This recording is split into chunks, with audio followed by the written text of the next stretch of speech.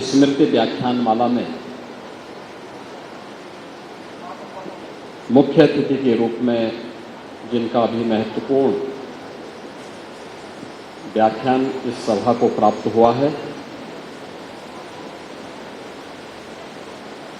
भारत के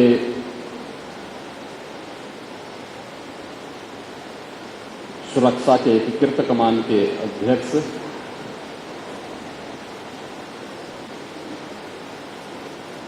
जनरल अनिल चौहान जी,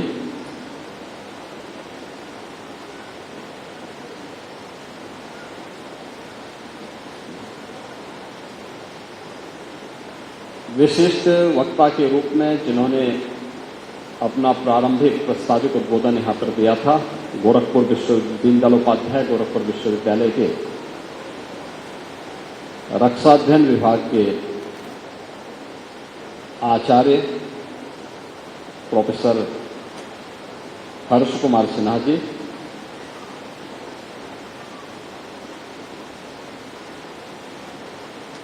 समारोह में उपस्थित हमारे सभी पूज्य संतजन, जगतगुरु रामानुजाचार्य पूज्य स्वामी श्रीधराचार्य जी महाराज, जगतगुरु रामानंदाचार्य पूज्य स्वामी राम दिनेशाचार्य जी महाराज,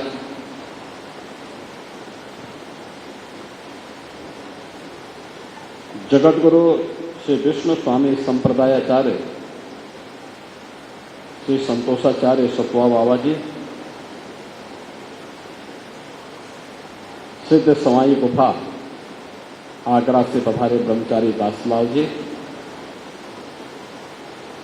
अयोध्या धाम से पधारे महंत राजूदास जी,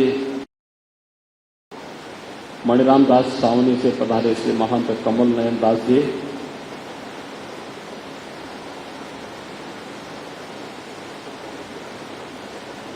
स्वामी पद्मनाभचार्य जी महाराज, जबलपुर से पधारे स्वामी नरसिंह दास जी महाराज, श्री महंत धर्मदास जी महाराज, श्री महंत रामलखन दास जी महाराज, उज्जैन से पधारे श्री महंत योगी रामनाथ जी,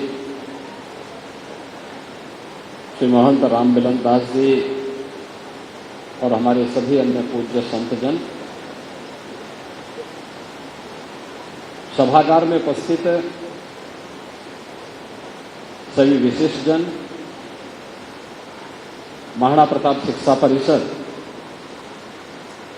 और संबद्ध संस्थाओं से जुड़े हुए सभी आचार्यगण,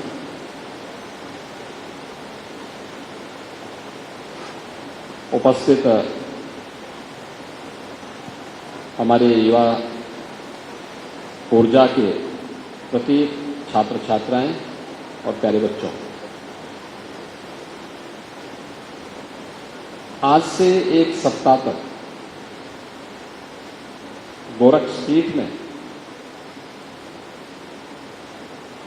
राष्ट्र और समाज से जुड़े हुए उन ज्वलंत मुद्दों को लेकर के जो स्मृति व्याख्यानमाला प्रारंभ हो रही है, आज उसका शुभारंभ हुआ है और इसमें मुख्य अतिथि और मुख्य वक्ता के रूप में भी आपको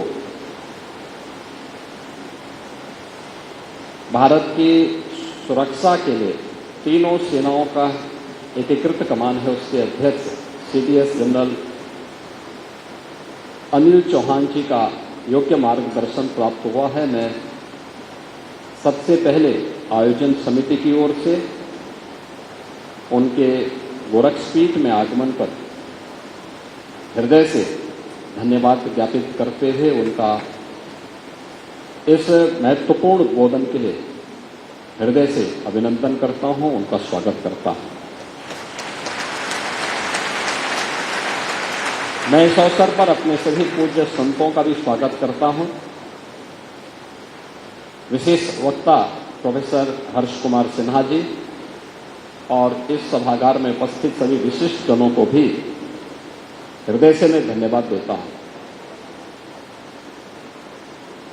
ये स्मृति व्याख्यानमाला गोरक्षपीठ के आचार्य द्वय ब्रह्मलीन महंत दिग्विजयनाथ जी महाराज तथा ब्रह्मलीन महंत अवैद्यनाथ जी महाराज की स्मृति में प्रतिवर्ष आयोजित होते हैं।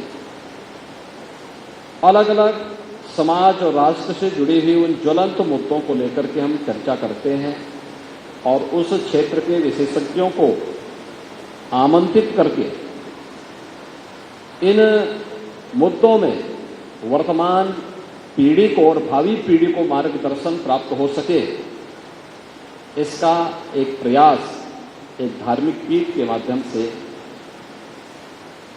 किया जाता है।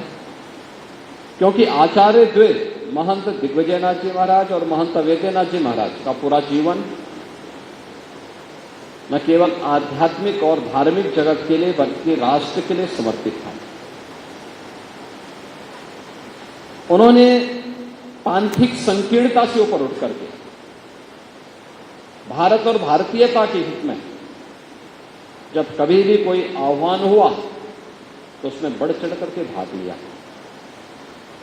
और इसलिए उनकी पुण्य स्मृति में जब व्याख्यानमाला उनकी पुण्यतिथि के अवसर पर आयोजित होते हैं तो इसके दोनों पक्षों को हम लेकर के चलते हैं। 7 दिवसीय कार्यक्रम में पूर्वाह्न में समाज और राष्ट्र से जुड़े हुए मुद्दों पर चर्चा परिचर्चा और अपराह्न में आध्यात्मिक धार्मिक कार्यक्रमों के बीच से कथा ज्ञान यज्ञ के आयोजन के साथ गोरखपुर के श्रद्धालु जुड़ते हैं। आज का जो महत्वपूर्ण मुद्दा था जिसको लेकर के यहां पर अभी सीडीएस जनरल अनिल चौहान जी ने अपना महत्वपूर्ण उद्बोधन दिया है कि भारत के समक्ष राष्ट्रीय सुरक्षा की चुनौतियों से संबंधित जो विषय जो महत्वपूर्ण विषय था आज पर उनका महत्वपूर्ण उद्बोधन हमें प्राप्त हुआ है। आज का दिन अत्यंत महत्वपूर्ण दिन है। आज भारत के पूर्व राष्ट्रपति सर्वपल्ली डॉक्टर राधाकृष्णन का पावन जन्मदिन भी है। शिक्षक दिवस के रूप में पूरा भारत आज के दिवस को आयोजित करता है। मैं इस अवसर पर भारत के पूर्व राष्ट्रपति सर्वपल्ली डॉक्टर राधाकृष्णन जी की स्मृतियों को भी नमन करता हूं, क्योंकि उनका पूरा जीवन शिक्षा के लिए समर्पित था। वे एक चिंतक थे, एक दार्शनिक थे और उन्होंने शिक्षा जगत से जुड़ी हुई भारत की परंपरा और संस्कृति से जुड़ी हुई मुद्दों को अपने दार्शनिक अंदाज से देश और दुनिया के सामने प्रस्तुत किया था। आज का दिन शिक्षकों के सम्मान का भी दिवस है, अपने गुरुजनों के सम्मान का दिवस भी है और हम लोग गोरक्षपीठ से जुड़े हुए आचार्य द्वय की स्मृति में इस व्याख्यानमाला की शुरुआत कर रहे हैं। राष्ट्रीय सुरक्षा के बारे में जो विभिन्न आयामों की चर्चा यहां पर जनरल चौहान ने की है वह न केवल वर्तमान की है बल्कि भावी भी है। और आचार्य चाणक्य ने एक बात कही थी कि कोई भी राष्ट्र बाह्य रूप से असुरक्षित हो और आंतरिक रूप से उसमें अगर उपद्रव हो तो राष्ट्र अराजक कहलाता है और अराजक राष्ट्र बहुत शीघ्र समाप्त हो जाता है। यानी अराजक राष्ट्र की स्थिति वैसे ही होती है जैसे आज आप पाकिस्तान की स्थिति देखते होंगे। पूरी तरह अंदर से खोखला हो चुका है, अस्त व्यस्त हो चुका है। ये अराजकता किसी भी राष्ट्र को दुर्गति के कगार पर ले जा करके उसके अस्तित्व के सामने प्रश्न चिन्ह खड़ा कर सकता है।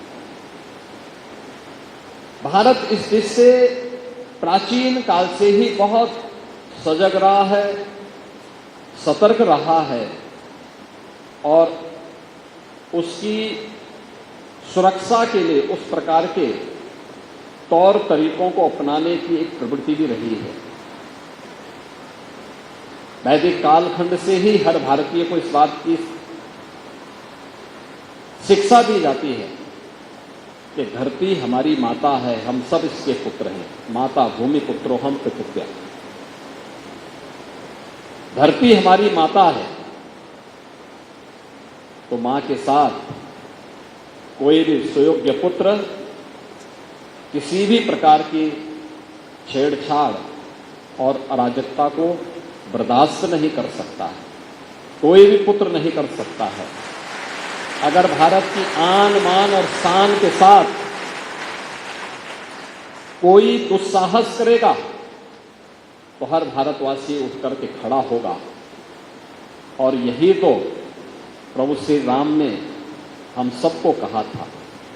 उनका उपदेश इसी बात को लेकर के, जब उन्होंने जंगलों वन के दिनों में, जब वनवास उनको हुआ वन के अंदर, और उस समय की भारत की सबसे बड़ी चुनौती जो थी, तो जो राक्षस थे, रावण के राक्षस थे, उन राक्षसों के उत्पात के बारे में, उनके उपद्रव के बारे में जब उनके सामने इस बात को रखा था तो उन्होंने एक ही संकल्प लिया था। तब उन्होंने कहा था, भारत की विद्वत शक्ति के सामने उस समय उन्होंने एक ही संकल्प लिया था, निस्सरहीन करो में वो उठाए प्रणहीन। यानी एक ही प्रण किया था कि मैं इन राक्षसों को पूरी तरह समाप्त करके इस धरती को राक्षस विहीन करूंगा। राक्षस विहीन करने का मतलब उन उपद्रवी तत्वों को जो हमारी राष्ट्र की सुरक्षा में सेंध लगा रहे हैं, इनसे अपने राष्ट्र को मुक्ति दिलाऊंगा। यह संकल्प राम राज्य की आधारशिला बनी थी। याद रखना, राम राज्य एक आदर्श व्यवस्था है, राज्य की शासन की आदर्श व्यवस्था, जिसमें किसी भी प्रकार का कोई दुख, कोई रोग, कोई शोक, कोई संताप, जिसके लिए कोई स्थान नहीं। हर व्यक्ति सुरक्षित है, हर व्यक्ति खुशहाल है, हर व्यक्ति समृद्धि की एक नई आस के साथ आगे बढ़ रहा है, एक स्वस्थ प्रतिस्पर्धा के साथ आगे बढ़ रहा है। और यही तो भाव था जो प्रभु राम ने हम सबको राम राज्य के माध्यम से दिया। लीलाधारी भगवान श्री कृष्ण ने भी यही कहा था। उन्होंने भी इस बात को कहा था कि परित्राणाय साधूनाम विनाशाय च दुष्कृताम। यानी सज्जनों का संरक्षण, अपने नागरिकों को संरक्षण करना, उन्हें सुरक्षा प्रदान करना। लेकिन जो दुष्ट प्रवृत्तियां हैं, जो समाज की सुरक्षा के लिए, राष्ट्र की सुरक्षा के लिए खतरा बने हुए हैं, इनका संहार करके ही कोई राष्ट्र अपने को सुरक्षित महसूस कर सकता है। याद रखना, समृद्धि के लक्ष्य को सुरक्षा के माहौल में ही प्राप्त किया जा सकता है। और विकसित भारत की इस परिकल्पना को साकार करने के लिए प्रधानमंत्री जी ने जो हर भारतवासी के सामने अमृत काल के दौरान देश की शताब्दी महोत्सव के जो लक्ष्य हमारे हैं, उनमें जो उन्होंने पंच प्रण का संकल्प भारतवासियों को दिलाया था, तो पंच प्रण में भारत की सेना और भारत की वर्दीधारी उन जवानों के प्रति सम्मान का भाव रखना, उसमें से एक संकल्प है। क्योंकि राष्ट्रीय सुरक्षा, आप सुरक्षा का एहसास तब आप अपने जीवन में सुख की नींद इसलिए सो रहे हैं क्योंकि एक सैनिक मोर्चे पर खड़ा होकर के -50 डिग्री टेम्परेचर में खड़े होकर के आपकी सुरक्षा के लिए वहां खड़ा है। तब आप सुरक्षा का एहसास कर पा रहे हैं और चैन की नींद सो रहे हैं। देखो, आप सुरक्षा का एहसास आपको इसलिए हो रहा है, आप अपने घर में इसलिए चैन की नींद सो रहे हैं क्योंकि एक जवान अपने मोर्चे पर खड़े होकर के लगातार सजग होकर के आंतरिक और बाह्य सुरक्षा के प्रति, पूरे देश के प्रति अपने कर्तव्यों का निर्वहन कर रहा है। तो उनके प्रति इस दायित्व का निर्वहन करके सुरक्षा के उन लक्ष्यों को प्राप्त करने में हम भी योगदान दे सकते हैं। भारत की सेना दुनिया की सर्वश्रेष्ठ सेनाओं में से। देश, काल और परिस्थिति के अनुरूप वह भी अपनी रणनीति बदलती है। युद्ध के तौर तरीके बदले, हर स्तर पर बदले हैं, बदले जाते हैं। अलग अलग समय में कब सर्जिकल स्ट्राइक हो, एयर स्ट्राइक हो, या पहलगांव के बाद ऑपरेशन सिंदूर हो, आपने सब में देखा होगा कुछ न कुछ बदली हुई परिस्थितियों में हम लोगों ने सफलतम इन ऑपरेशन को करके दुश्मन को उसकी सीमाओं का एहसास कराया, उसको उसकी सीमाओं में रहने के भाव के साथ इसका एहसास भी कराया है। और ये तभी हो सकता है जब पूरा देश एकजुट होकर के अपनी रक्षा सेनाओं के साथ खड़ा होता है। आज का यह कार्यक्रम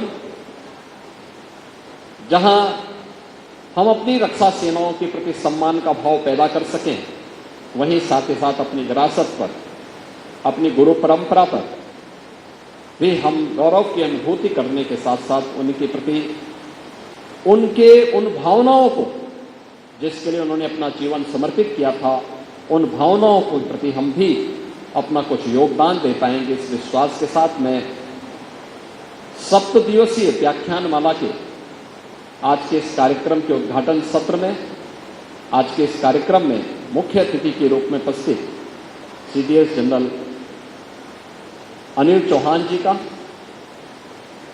विशिष्ट वक्ता के रूप में उपस्थित प्रोफेसर हर्ष सिन्हा जी का, यहां पर उपस्थित सभी विशिष्ट महानुभावों का और आप सभी को हृदय से धन्यवाद ज्ञापित करते हुए आचार्य द्वय के श्री चरणों में नमन करते हुए अपनी वाणी को विराम देता हूं। धन्यवाद। जय हिंद। बहुत बहुत धन्यवाद पूज्य महाराज श्री। और इसी के साथ आज की यह सभा पूर्णता को प्राप्त करती है। बहुत बहुत धन्यवाद। अगर आप ये वीडियो YouTube पर देख रहे हैं तो हमारे चैनल को सब्सक्राइब कर बेल आइकन दबाएं और Facebook पर देख रहे हैं तो हमारे पेज को लाइक करें।